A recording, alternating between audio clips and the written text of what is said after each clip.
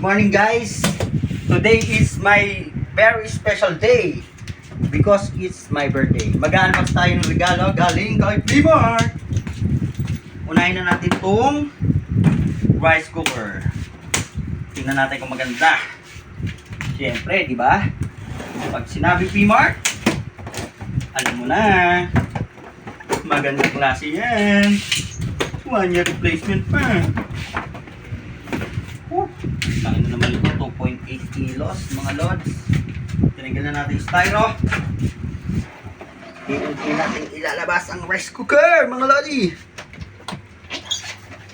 Tingnan nyo naman ang rice cooker na galing kay P-Mart. Regalo yan sa isang magaling na promodizer. Okay. Then isusunod natin yung Google 32 na TV. Okay. Lipat natin ito dito. Buksan natin ang Google. Hindi mo na binuksan yung rice cooker, hindi mo chinet. Oo nga pala, check muna natin mga lods. Nakaano pa yan o, yung takip. Tingnan mo yung loob. Paano ba to? Nakasealed lang ng plastic yan o. Ayun lods. Biruin mo, napakalaki lods. Ito yung kanyang cord. Meron siyang steamer. Then, tingnan nyo kung gaano kalaki yung kanyang lalagyan ng bigas. Napakalaki. Ha? Kompletong kompleto. Then, meron din tayong pangkakal ng bigas. Pangsandok ng kanin. Pag naluto na. Then, patayin po natin muna yung gasol.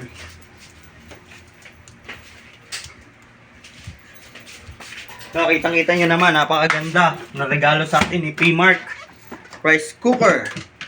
2.8 liters. Then, pasok naman tayo sa naisod dyan. Nag-unbox din si Dad ng regalo sa kanya. Dali, pawanin mo ba? Ito naman po yung Google 32 inches na bigay sa atin ni P-Mart. Hindi po ito sponsor, hindi rin po birthday ito. Ito po ay achievement ko dahil ako po ay isang magaling na promodizer. Kaya nararapat na po tayong bigyan.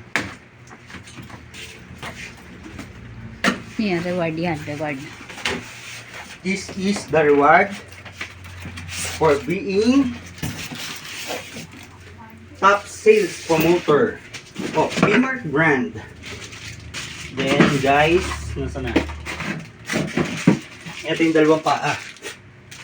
Left and right. Then kompleto po siya. Kung mapapansin nyo, may free battery na. Then yung mga tornilyo. Then yung kanyang remote.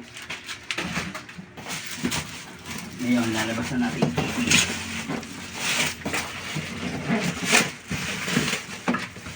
Yan guys, lalabas na natin. Guys, ganito pala yung tamang pag-setup ng TV ha. Tuturo ko sa inyo. Pag natanggal nyo sa box, ihiga nyo to. Set up mo na din. Then, tanggalin nyo yung plastic. Tanggalin nyo yung plastic. Siyempre, kahit huwag na muna natin ilagay yung paa. Then, sandal po natin pag ganito. Hindi na po yung dudulas. Then, kulang tayong extension. Nasa extension. Set up na natin. Bukas yung hotspot niya. Excuse me. Hindi naman ako daanan. Yan mga lodi. Set up na natin. Ano kaya ipapangalan natin?